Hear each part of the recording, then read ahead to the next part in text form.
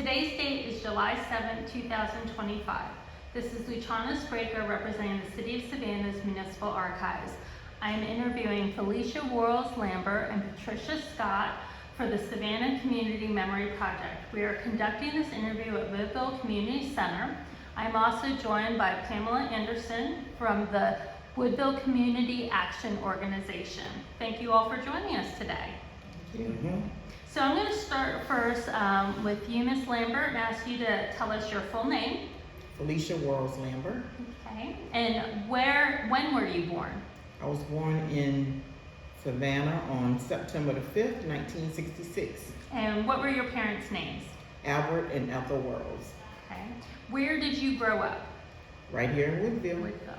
Okay. And Ms. Scott, same for you. Please tell us your full name. Patricia Scott, Okay. And when were you born? May 29th, 1956. And where were you born? Right here in Savannah, Georgia, in Woodville Community. Woodville. And what were your parents' names? Elise and Ulysses Scott. And why don't you tell us, what is the connection between you and Ms. Lambert? Miss Lambert is my second cousin. Her father and my mother was my mother's nephew. Her father was my first cousin. He thought he was my uncle, but he was my first cousin because I was the youngest of a group of grandchildren. Okay, great. So who are your grandparents? My grandparents were Eleanor Duncan and Frank Ford. Not Frank Ford, but my grandfather was James Ford, James Duncan. I have to remember them because you got a Duncan, you got a Ford. They kind of mix up in there. Were they in Woodville too? Well, the Duncan was in Woodville, the Ford was in Macon. You want to add anything to that? Nope, she knows that far back. She knows better than I. What streets in Woodville did you grow up on? I was on King Street in Woodville. Okay. King Street as well, next door neighbors. Next door I neighbors. was 21 and they were 19. Mhm. No, 683, 685. Those were the address numbers back then, when we were in the county. Unincorporated. Mhm. Yeah. So growing up in Woodville, so this would be 1950s, 1960s. All our lives. Yes. Where did you go to school then? Okay. We went to Tompkins Elementary. We left Tompkins Elementary and we went across the bridge to Scott Middle School, and then we went up the hill to Tompkins High School. So you had all three right there together. Totally different from me. By the time I came along 10 years later, because there's a 10-year gap in between us two, we went to Bloomingdale Elementary for elementary school. Then we went over to Poola for 4th and 5th grade, and came back to Woodville and went to Tompkins Elementary for 6th grade. Then we went across the bridge to Scott for middle school, and then up the hill to Tompkins High School. And why was that there? Why the big change? I think segregation was going on back then. By the time we came along, born in 66, 7 years, what would that be, 71? Yeah. Yeah, like that. Because I never did that part. Right. They moved them out. The neighborhood. The neighborhood. And they took this whole area and they just did a pack cut. And they sent them to Groves, they sent them to Johnson, they sent them to Savannah High, I believe, some. But the majority went to Tompkins and Johnson. So for you, And Groves. They took them out of Woodville and sent them up to Groves. We always said it was to mess up our football team, but we'll be okay. Athletic program. Yes. so for you growing up, you walked to school the whole time? Every day. Yeah, but for you For were the bus. Yeah, for the Totally bus. different Totally experience. different. They would ride by us on the bus as we walked to school in the rain. How did that change things in the community? How did that change school spirit or a sense of community or school pride? Well, you met more people from, our other communities, which you would have met in school anyway, I guess, eventually. But being bused all the way to Pula, I was one that cried every day. Because, you're 6 years old, you're going all the way to Bloomingdale. I think about the third day, my dad had to come and get me because I was crying so. And he told me if I didn't stop crying, he'd take me back home. So it was a challenge to me going that far away, to school and riding the bus with people you didn't know and you're that young. Mm-hmm. So you're really young, you're older. Are you getting a sense from the adults how they feel about this? I've always had just a closeness with Scott Tompkins. Bringing in the other parts of the Groves and the others, I never felt it, never considered them because I just didn't do it. I stayed away from it. I was in the band, and so the band did keep us separated from a lot of the other stuff that went on around them. But I didn't experience it. It's very interesting to have the two of you together talking about that. Yeah. I experienced it also in my first and second grade. I went to Tompkins Elementary. Third and fourth grade was when the busing started. So my busing went up Highway 8 to Pula Elementary, the third and fourth grade. Then went to Scott Middle School for the Seventh sixth, seventh, and eighth. Seventh and eighth. And then turned around and went to Tompkins High School. So it was a good experience, but it wasn't I would say a total welcome experience because it took you out of your environment, which was good. You got to meet more people, different teachers and what have you, but you was just looking forward to seeing what you knew. So it actually helped you develop. Yeah. It did. Well, But I don't take nothing for Tompkins High Nothing. well, let's talk about Tompkins High School. So you all went to Tompkins then. All Wolverines. So let's talk about Tompkins and Wolverines. Tell me about some of the teachers at Tompkins. Ooh, my The goodness. teachers taught our parents. They knew my dad, so if you act up, there was always that corporal punishment form that the mom and dad signed, and dad owned a body shop, so he did not want to be called out because he had to come to school because you was acting up. So it was like, I raised your dad, and he already told me I could spank you, so that was the bottom line of that. And the teachers took more into you as their own child. Today is totally different in schools. We respected them as our parents. Are there any specific Yeah. teachers you want to call out? Miss Rivers. Miss Rivers, Mr. Yes. Brandon, Miss Clemens. Clemens, oh, Mr. Burrows, Miss Washington, Miss Burr, Miss Cummings, but now she was just Miss deceased. Briggs. She Miss just Cummings, she just passed. But they were some strong teachers. Mr. Brandon, he was Oh, walking God. history. Let's say his name again. Brandon, School. Charles Brandon. You didn't want to leave. When the bell rang, you got mad. Yeah. Because you wanted to stay there and continue to hear what you Everything had to he had in say. history. And English, Miss Clemens, oh my God, Father. Math, Miss Blackshear. Oh, You didn't call goodness Miss gracious, I Blackshear. can diagram sentences now this day. But yes, but they don't. Oh, and Miss Byers, Addie B. Byers, you could hear her coming down the hallway a mile away because her shoes were going flip-flop, but perfect. And Miss Doss.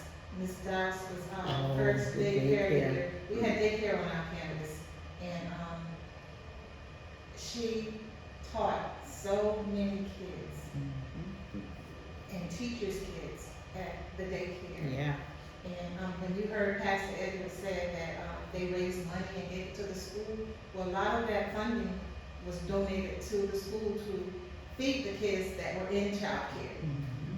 And then the lunches started coming over from the cafeteria after a while. But we had the first daycare in Chatham County. We had the best band too because we had Mr. Edward Pemberton. Yes. He was the catalyst for my scholarship to college. He brought the band director to my house to sign me to go to March Brown. So I love Mr. Pimp. What did you play? Clarinet. I'd like to, since we've named a couple of women, I'd like to maybe lift up some women from Woodville. Okay. Okay. Woodville as in The community leaders. Community Oh. leaders, or just maybe people that. Miss Jackson. Miss Sadie Howard. She used to do everyone's hair. She sure did. Everyone. I mean, Yeah. going in there on a Saturday morning and getting your hair fixed. And I was teasing my cousin the other day because her child has hair from heaven. I don't know where that hair is gonna stop, but she would, the way she did hair with the press curl, and you would hear the curlers go Sizzling your I hair. mean, it was amazing to me. But Yeah. And it would rain it could rain after you've gotten your hair fixed, and you could walk from her house down the block with your hairdo, and your rain would just roll off your hair, and your hair would still be fixed. and Yes. then That's how good She was amazing. and then they were And I had all thick hair. that's barbed wire. My over there. 3 older sisters, they all had afros. I didn't come up in the afro days. So mom would always press my hair. Either I had these big braids in them all the time. But Miss Sadie, who she just spoke of, was the only lady who could press my hair and it would not swell up into an afro like theirs. So I loved her. And when she curled it, I thought I had curly Shirley Temple curls, and it was just beautiful. So Easter was heaven to go to her the day before and get your hair done. And it's not like today, because they would do it in the curls, put all these hairpins in your hair, and then that morning, mom just took the hairpins out and they just dropped, and it was beautiful. And see, Miss Sadie Howard, her husband, Deacon Howard, Deacon Milton, and Mrs. Milton, his wife, they were all also head of the Eastern Star. Yes. And I was a little juvenile from there. So I've been a member of Eastern Star since I was, 5 and 6 years old. Yeah, that's right. My dad was too. Yeah. My dad And was a somebody Mason. mentioned where Eastern Star was located. Where? Right at the corner of Alfred and Fair Street. At the four-way That stop. building, at the four-way stop.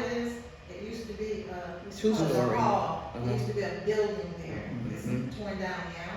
There used to be a building there, and that's where we would meet and have community meetings. Yeah, that's where we had a youth community We meeting, had, youth group, remember? The youth department, we would have our Brownie meeting, Girl Scout meeting, everything was done there. Yeah. Did some people refer to it as the city hall or the town hall? It was the community hall. Community. Community It was hall, called yeah. the hall. Down at the hall, And down at the hall. It was owned by the Howard. Howards.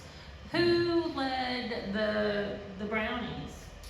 The young lady that's coming to speak at 2:30 is gonna talk about that. But it was Miss Sharon and Miss Marilyn, they were 2 cousins.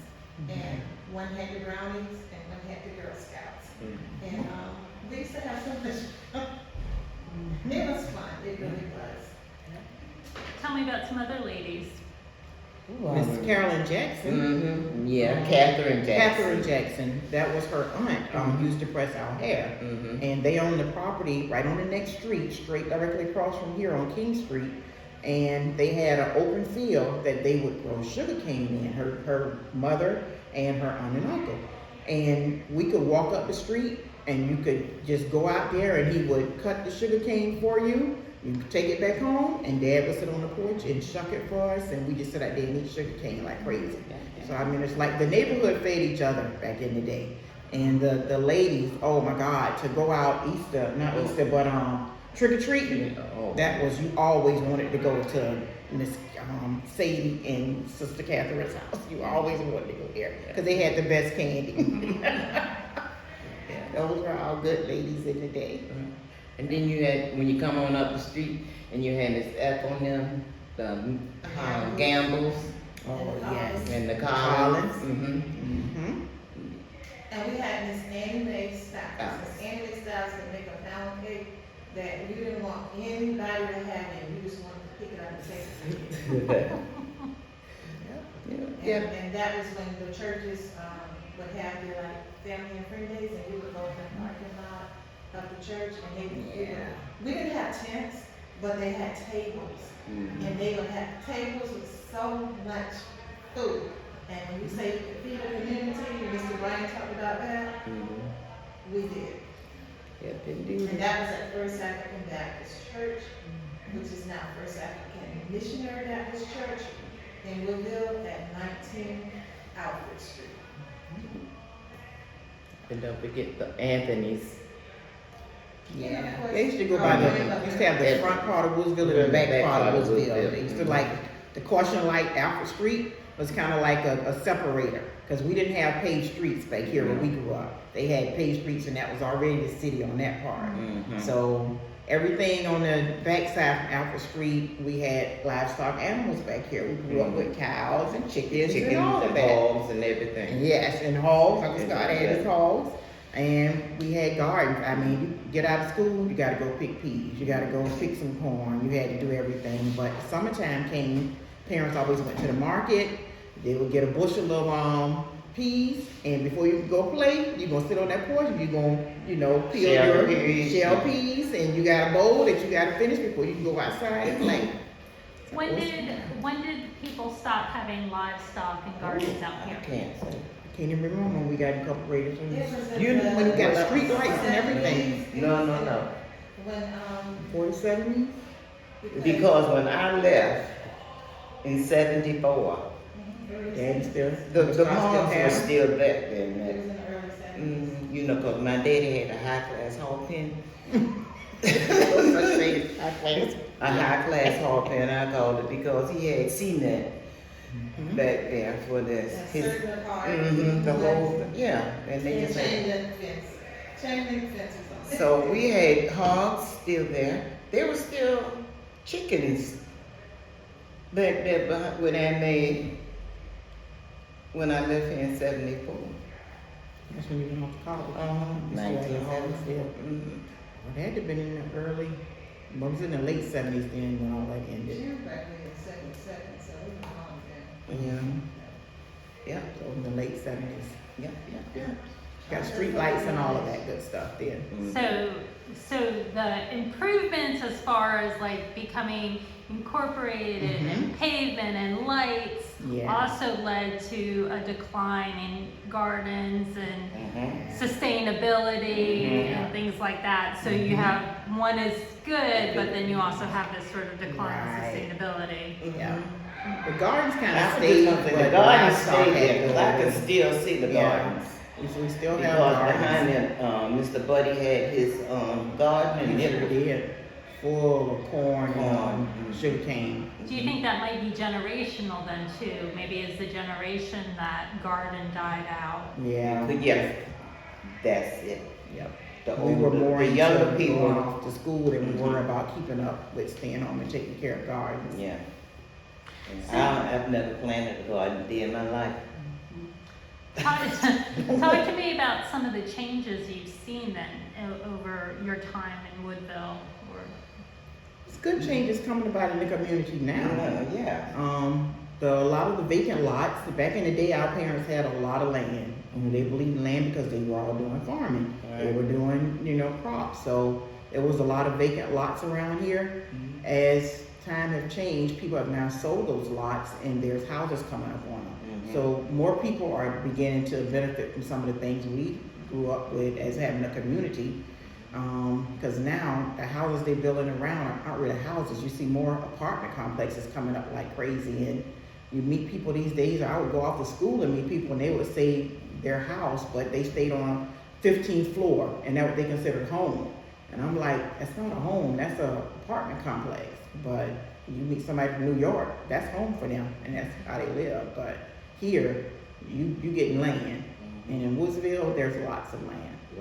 Yeah, so I grow up and, you go and you move somewhere and you buy a house and you next door to somebody and you only got 5 feet in between it. It's like, that's not property. We grew up, I would jump the fence and go across the street to her house to go fishing with my aunt every Saturday morning. When I hear the truck break up, it's like it's time to go. I'm getting out the house and going across the auntie to go fishing out at Fort Pulaski, her and my grandma. So those were the Our good times. grandmother on my dad's side was a baker. And, holidays, Christmas or occasions, you would have the neighborhood asking her to bake them a cake. She baked every cake under the sun. Yeah. And, she just enjoyed doing it. Sometimes we can just bake it and give it away. They asked her to bake it. When they come to pick it up, oh no, you just Didn't even take anything that. for them. Yeah, and they would try and shove it on. She said, no, go ahead. By the time they turn around, she'd be done stuck it in the boot. Oh, what was her name? Marietta Worriels. Marietta World. Mhm.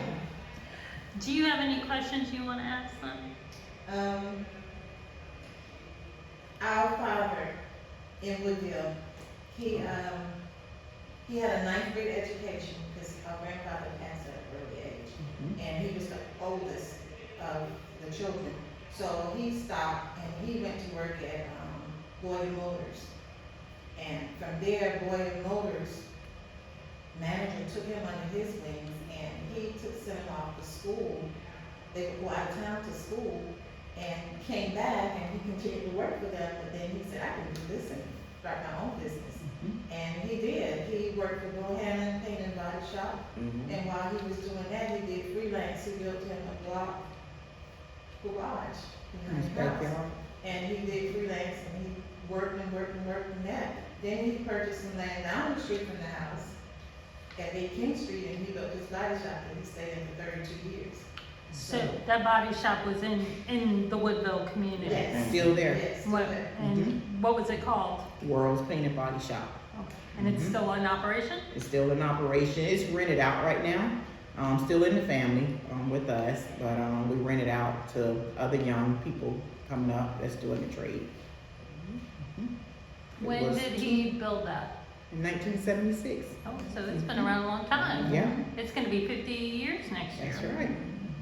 I still remember at the event we had when Edna Jackson's Oh my talk. God, she did. She stood up and Edna talked talked about her about son. how Boop took the front end of a car and the back end of another car and welded it together Yeah. to make her son his first car. Yeah, she wanted to buy her son a brand new car because he was going off to school Mhm. to Tuskegee. Because her son and I were the same age, used to play together when he would come over to his dad, George the Jackson, stay right out here in Louisville as well. And when Kevin would come over, it was like we right in the neighborhood, running around everything, right in the field playing basketball, baseball, everything right there across the street from him. So Dad's shop was there, and if you had a bicycle, you got a flat tire, you go to shop, free air. Everybody had to take everybody, patching the kids' tires, doing everything for us. So Edna's son, when he graduated, like Chris said, she wanted to buy him a new car. George told her no. He got a Firebird, a red Firebird, but it was one that Dad and George put together. And it was two cars that they put together and made one. And when he retired, we had his retirement 32 years later. That's the story she told at his retirement. It was Well, he had a amazing. one-of-a-kind car. That's right, that's right. Um, People like Otis Johnson, he never took his car to anybody else to get repaired. Remind me Robert of your Johnson. father's name? Albert Albert Worriels. Worriels. Yeah. And his nickname was Boot and Hop. What? Hop. Hop. Do you know where those names came from? I have no idea. Chris name. I don't have a clue. The name is Boop. Yeah, Boot and Hop. That's what they call him. You Hop daughter. Yeah. Otis Johnson never took his vehicle to anybody else. That Volvo he had always came to World's Paint and Body Shop. He always patronized Dad. And my dad never advertised. His only advertisement would be in Tompkins High School yearbook. Because all his girls graduated from there, so every year, whether one was graduating or not, he always took an ad out in the yearbook and patronized Tompkins High School. That was the only advertisement he ever did. Yeah. And his first sign for the shop, I remember that in 1976, was done by Reverend Odom, Bishop Odom, Matthew Odom, designed and painted Dad's first sign that was on a sheet of plywood, piece of plywood, Yeah. stood right up on the corner of King Street and Fair. And it was beautiful. I wish we still had a picture of that. Probably Green one of the books. green and gold. Yeah, he did, green and But they were gold, because those Woodville were colors. days. Yeah, and he always supported Woodville baseball and softball programs. His brother Arthur was the coach for the boys team and the grown-up, because they used to go to Atlanta and play teams in Atlanta as well. But Dad bought their uniforms, and Bishop Odom would tell you they would not have a softball team for Woodville if it was not for our dad, with World's Paint and Body Shop, because he bought their uniforms and things for them. And we were, the ladies out here was World's Paint and Body Shop. Yes. And we won in 1980, the city league. Yeah. We played Memorial too. That's right. Our aunt Patricia Worriels was the coach for us. Yeah. Mhm. It was nice. Yeah. It was nice. Those were good times. So if somebody was looking back on Woodville 50 years from now, what do you want them to know about Woodville? Family. Yeah, network, community, togetherness. Nobody was a stranger. Everybody was family. When I first finished college in '91, I came back home, and because of the property my dad had, I built houses. And during that time, it was when we had the floods here, and West Savannah got flooded real bad. So there was two families that knew me and knew what I went off to college for. They asked me to build houses for their mom. So on Fair Street, they bought the property, and I built the house there for Miss Eda Smith. Her family was the Maynards. Miss Maynard and I grew up right in front of Deacon Anthony. And then after I finished her mom's house, she had me tear down the house her mother-in-law had on the property directly in front of the Anthony's and rebuild a house for her, 2-story, which her daughters now stay in. During that time, the kids were bad, and they were doing vandalism. But Deacon Anthony across the street from them, he called me, and he called the police. He called me, and he said, these kids over here, and they spraying up the house and everything. And he said, if it was back in the day, I would have whooped them like I whooped you. But he said, today I can't do that. So when we came up, it was totally different. It was like everybody took to you, and if you skip school, your daddy don't know about it. Plus you already got a whooping before you got home from their neighbor. And it wasn't like you're gonna call the police on nobody. You know you did wrong. So I mean, it's totally different today. Kids feared, the kids in the neighborhood feared other people of stature, grown-ups. There was Today, respect from yes. everyone. You didn't just walk around. You didn't. Mm-hmm. That's the You key didn't word, mind them. respect. You just gave respect. Family. Is there anything you want to add that we haven't touched on? The church, our church history, the oldest church in the neighborhood is First African Baptist Church in Woodville. Right. In 1879. And that land for that church was donated by the Collins. And they own the property right next to the church. Our church history, every pastor around here today came through First AV in Woodville. You got little Andre Osborne at Tabernacle. He came up in Woodville. You got Reverend Bishop Odom, which stayed right next door. He grew up. He came up through Woodville. I mean, A whole bunch. yeah, lots of them. You said Edward's been here earlier, right? Pastor Edward, he came up in that church, his grandparents, everybody. Did you we talked about our nightlife? Oh, the hideaway. Talk about the highway. The hideaway. The building is still standing right there. Oh, that was a place. Yes, it was a place.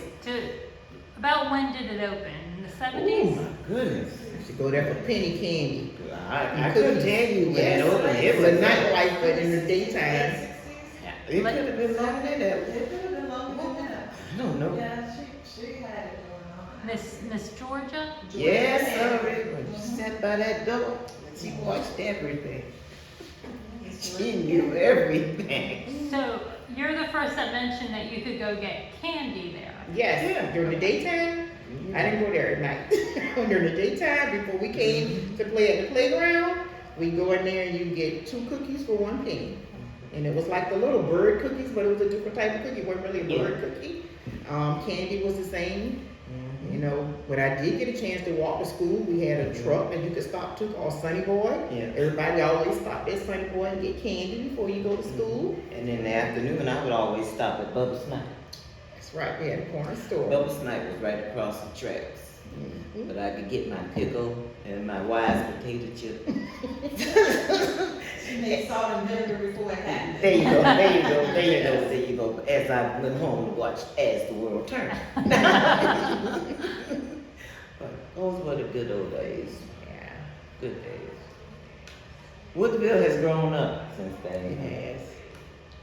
And we had a mother of the church in Woodville at our First African Baptist church. She was the mother of all the mothers at the church, Sister Della Shaw. Oh, And she stayed on listener, and she would walk the 500 feet mm-hmm.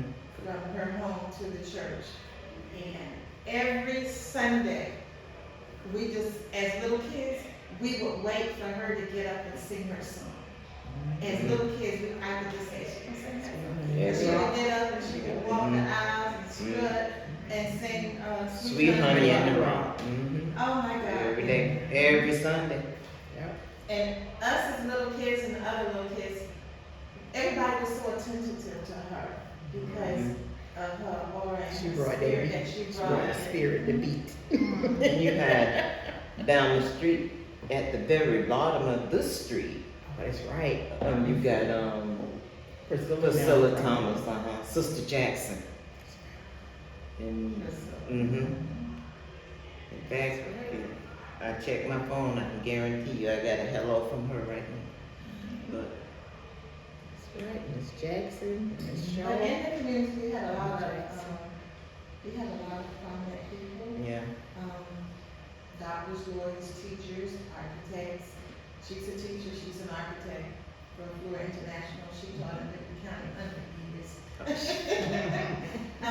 a minute or three. You know, you had Dr. entrepreneurs Milton that, came up out here. you had Dr. Milton. entrepreneurs that were prominent. Mm-hmm. I mean, to us, it was everything, you know, and And Mrs. then- Charlie said Ryan could do barbecue and make it sauce, and nobody would say anything about it, just ate, Mm-hmm. and his sauce was homemade, so it, you know, businesses were good out here, the people were good.